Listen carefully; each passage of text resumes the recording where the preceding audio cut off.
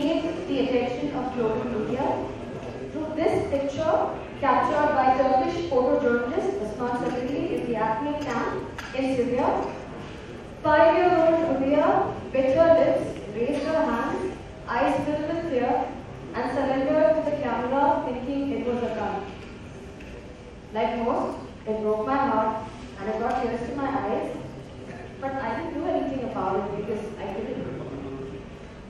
Later that September, the horrifying image of 3-year-old Alan Pradeep drowned and washed ashore on the Greek island of Kos after he, along with his brother and mother and 20 others, drowned after their boat capsized in the Mediterranean as they fled from the ISIL-occupied Kobani, their hometown, a city in Aleppo, Syria.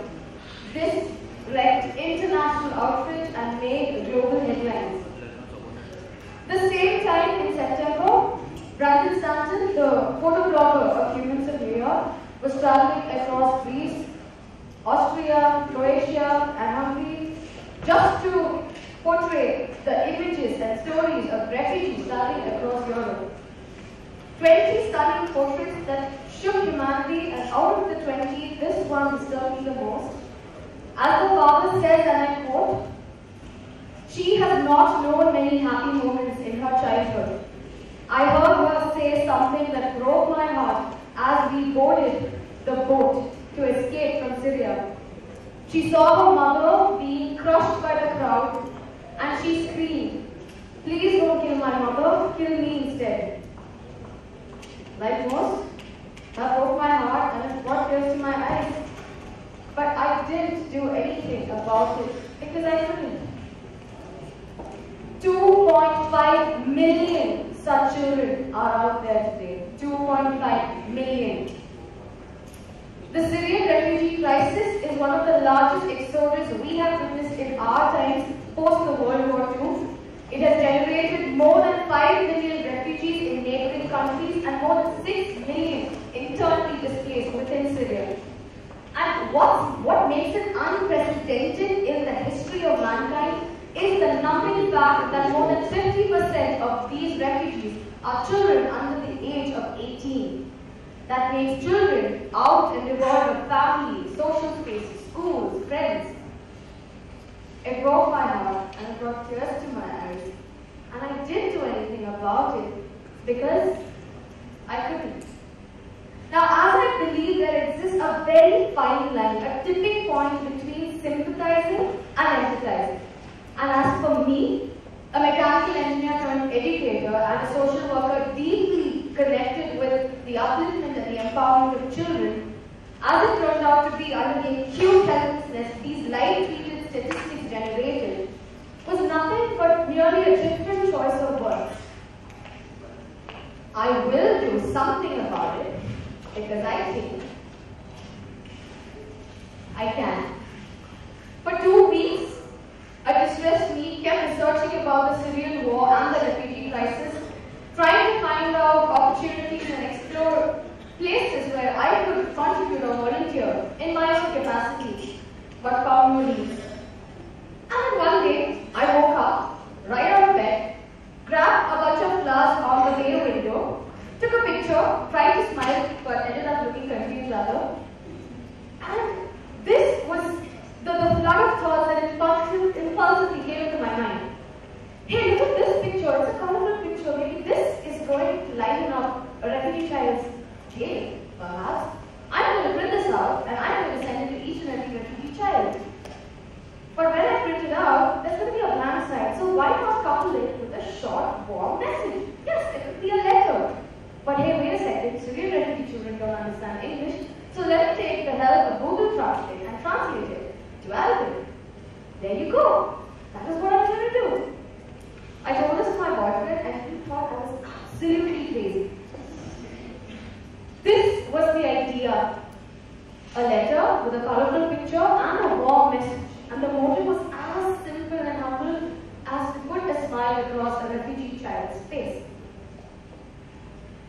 The numbers were scary, I must admit, and that is exactly why I pivoted this idea over the starfish table we've all known. reminding you once again, an old man was strolling across the beach and he found this little boy hurling starfish right back into the sea.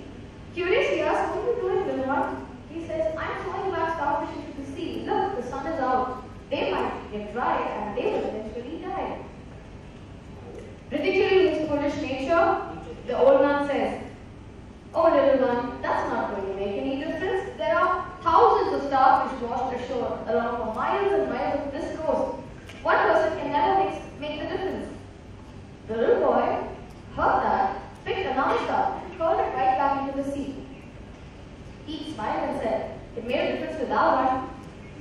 That was exactly the motive behind this idea of mine, to make a difference one smile at a time.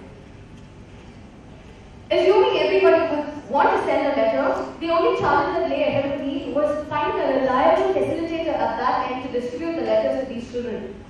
My boyfriend, who thought I was absolutely crazy, he worked with an old connect who had friends in UNHCR, which is United Nations High Commission of Refugees in Turkey, when a week full of me sitting and emailing, in fact 543 emails to be exact, to the headquarters of UNHCR, UNESCO, UNICEF, and all their offices across Jordan, Turkey, and Lebanon, yielded no result. But finally, we managed to get a connect, Jennifer Roberts, the education officer at UNHCR Gaziantep, Turkey, who welcomed the idea and said, "I am going to personally ensure that your letters reach the children." There are two reasons why I didn't want to do this on my own. One, I couldn't. The massive nature of the refugee crisis was not for one person to handle. And two, which is most important, I wanted more people to engage in this idea. And by more people, I do not mean people around me, but people from different countries all over the world. Because this particular humanitarian crisis and its gravity called for global action. Tweaking the starfish story towards my situation, it is undeniably true that you cannot make a difference to a starfish not more than one at a time. So why not get more people to throw starfish one at a time? Within 2 days, I had an ebullient team of 35 volunteers across 10 countries willing to do everything that they can to brighten up the New Year's of Syrian refugee children. Right from there, I saw for we had emerged. Translation was the next, and it wasn't long before we found out that Google Translate does not help us with Syrian Arabic, the dialect Syrian children understand.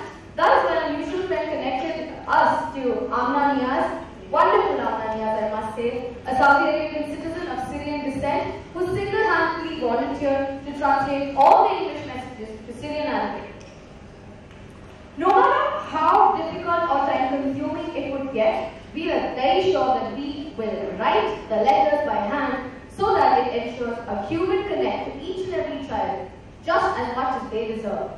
We had a handful of people who knew how to write Arabic, and of course an ambitious few of which I was a part, who were skillful enough to forge it.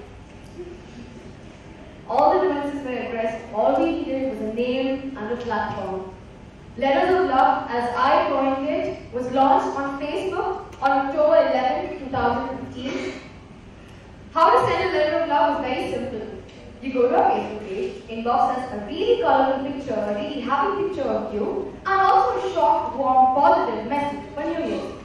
The picture would be printed out into a postcard. The message goes for translation to Amna. She translates it to Syrian Arabic, gets it back, and the writing team writes it down with a lot of doodles and stickers and balloons and smileys and stars, because why not? Children love that.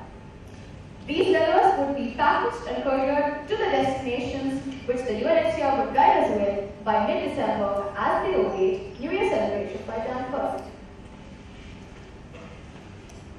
Letters of Love was established and the response was celebratory. Exploiting the scope fully, we revised its objectives to 3. One was obviously to spread smiles across refugee children. The second one was to sensitize school and university students. As an educator, I find it imperative that students during their formative years are aware of humanitarian crises around the world and also cultivate empathy amongst them. We developed an education sensitization module which teachers and educators all over the world could adopt, which equipped them of a lesson plan and teaching learning resources, which by the end of the session would make their children want to make a difference, thereby sending in their letters of love. One such adorable letter I came across was this.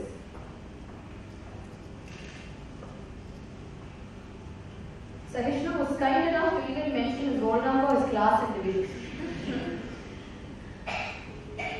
The tertiary objective was an incident one, which was the fundraiser, as we had a cohort of people wanting to fund the logistics, fund the printing, and also fund UNHCR activities in Turkey. We took to Keto, the crowdfunding platform, and our fundraiser was live ever since. As I said, the response was celebratory. We had NGOs collaborating with us, educators adopting our models, student chapters across various countries collaborating with us, furthermore, to host the Letters of Love stalls in their fest and college camps. These are the statistics of our pilot year, where we tended to 1,300 Syrian refugee children across 9 centers in Turkey. We even raised 1.24 lakh INR towards UNHCR. It was a wonderful thing. But of course, it wasn't all rainbows and unicorns. The wave of criticism that we faced was dealt with diligently in consultation with our sources in UNHCR. But there was one question that haunted each and every one of us, for which even we had to patiently wait for an answer. What difference will a letter actually make? Assuming you would like to know as well,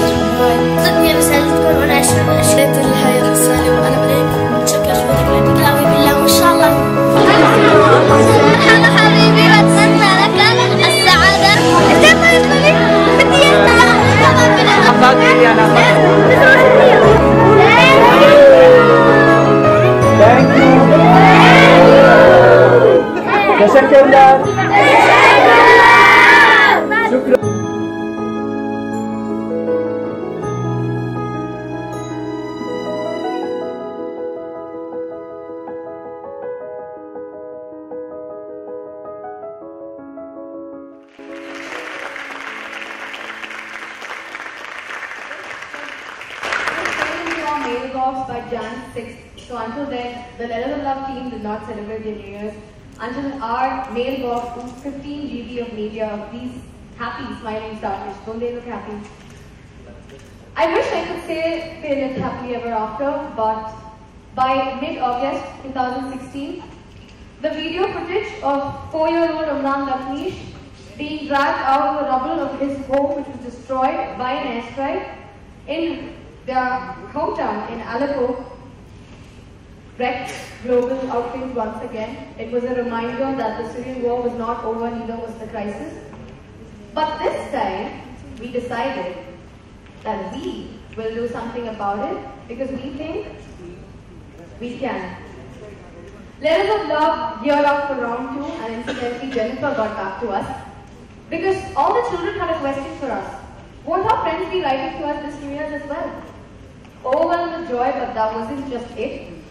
As a testimony to the popular maxim that happiness is contagious, we had Yazidi and Iraqi community centers also wanting letters of love to brighten up the New Year's of their children.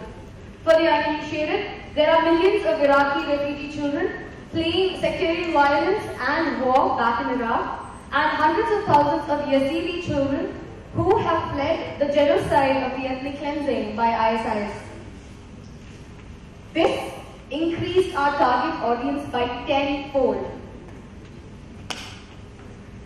Letters of Love 2017 went ahead very well. This was Jan 1st, 2017, earlier this year, at the Dandlik camp in Istanbul. Take a look.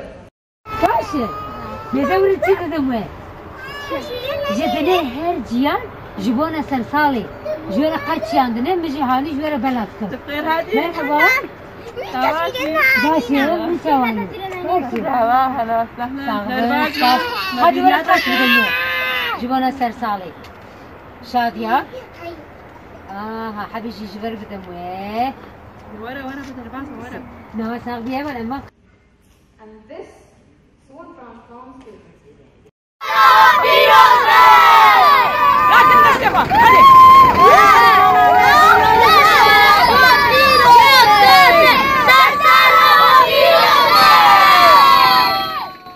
Letters of Love 2017 tended to 30,000 Syrian, Iraqi and Yazidi refugee children across Turkey and Jordan, fundraising a 1.4+ lakh INR, having more than 5 implementation partners in fact. The joy seems to be spreading. In retrospect, I've always been posed with 2 questions, and I believe the takeaways for each and every one of you from this rambling of mine would be the question and the answer I intend to give. How did you come up with this idea? Coming up with an idea such as this, whose impact begins as a drop and becomes an ocean in itself, requires you to be pushed over the tipping point I mentioned earlier. Some of the few methods you can use to tip yourself over that point would be tapping into your innate humanity, overcoming the need to analyze solutions but become them, and also quitting to wish and beginning to do. I'm sure you would have come up with this idea as well. In fact, you may even come up with a better idea of which I would want to gladly be a part. But at times such as those, I want you to remember Saint Teresa's wonderful words. You may not be able to do great things, but you can do small things with great love. The second question is, how can I make a difference? It's actually a very easy question. You don't have to be a powerful person or an older person or a rich person or an experienced person to make a difference in this world. All you have to be is human. And that's funny because you already are. Tap into it, realize it, ideate and act upon it. Agreeing completely with Paulo Coelho's words here, the world is changed not by your opinion but by your example. Hence, extending our tried and tested modus operandi to each and every one of you. You must do something about it because you know you can. We thank you with all our teeth. Thank you very much.